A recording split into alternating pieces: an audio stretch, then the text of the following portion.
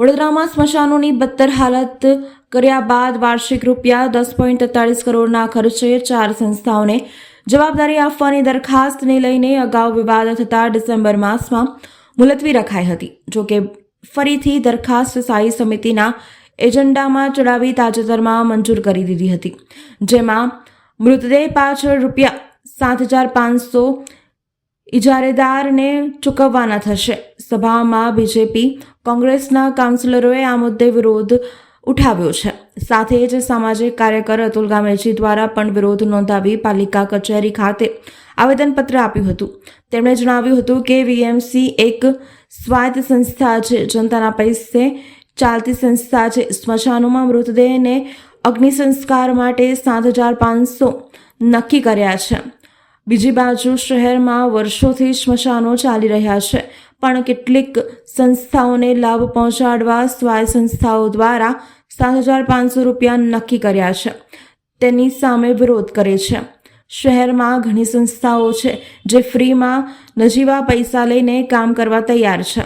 પ્રજાના ટેક્સના પૈસા છે જે જનતાના હિતમાં વાપરવા જોઈએ તેવું આવેદનપત્ર મેયર, ચેરમેન, ડેપ્યુટી મેયર અને સીએમને આજે આપવામાં આવ્યું છે.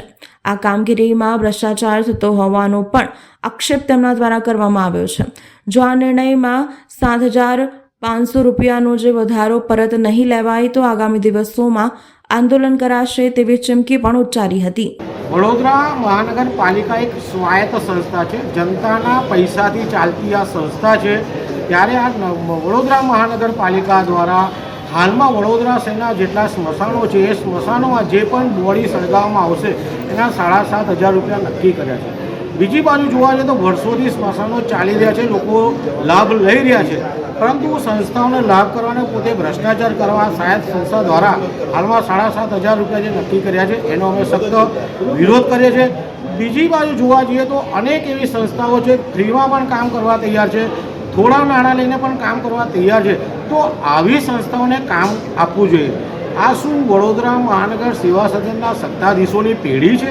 શું એમના ખિસ્સામાંથી આપવાના છે? શું એમના બાપ દાદાના રૂપિયા વાપરી રહ્યા છે? ના, આ શહેરની જનતાના રૂપિયા છે અને જનતાના માટે વપરાવ છે એવું આવેદનપત્ર આજે વડોદરા શહેરના municipal commissioner, deputy municipal commissioner, મેયરશ્રી, ચેરમેનશ્રીને અને મુખ્યમંત્રી સાહેબને પણ મેં આવેદનપત્ર હાલ પાઠવ્યું છે. જી અતુલભાઈ, વડોદરા શહેરમાં વાત કરીએ તો 34 જેટલા સ્મશાનો નાના મોટા છે.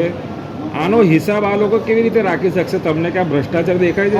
જે રીતના એક બોડી દીઠ 7,500 નક્કી કર્યા છે, હાલમાં જ આ વડોદરા મહાનગરપાલિકા સ્મશાનોનું કોઈ ધ્યાન નિરીક્ષણ કરતા નથી અને આવી સંસ્થાઓને જ્યારે આપી રહ્યા છે તો આનું નિરીક્ષણ કોણ કરશે? ક્યાંક ને ક્યાંક વડોદરા મહાનગરપાલિકાના સત્તાધીશો, અધિકારીઓ અને સંસ્થાઓ દ્વારા ક્યાંક મોટો ભ્રષ્ટાચાર આચરવાનું આમાં દેખાઈ રહ્યું છે. જલારામ ટ્રસ્ટ છે એ લાકડા મફત આપી રહ્યા છે, ઘણી એવી સંસ્થા છે અંતિમ વિધિનો ખર્ચો આપી રહ્યા છે, તો પછી 7,500 ખર્ચો છે એનો?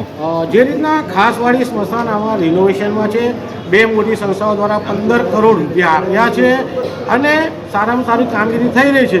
ત્યારે જો આ કામગીરી થઈ રહી હોય, જલારામ ટ્રસ્ટ સારામાં સારી કામગીરી આપતા હોય, લાકડા મફતમાં આપતા હોય, છાણાના થોડા રૂપિયા લેતા હોય અને 1,500-2,000માં કામ થતું હોય તો એને 7,500 રૂપિયા કેમ આપવાના? પરંતુ ક્યાંક ને ક્યાંક સત્તાધીશો અને અધિકારીઓ જે ભ્રષ્ટાચાર કરવા માટે એજન્સીઓને ઊભી કરી છે એનો અમે વિરોધ કરીએ છીએ. જો આ 7,500નો વધારો પરત લેવામાં નહીં આવે તો આગામી દિવસોમાં આંદોલન કરીશું.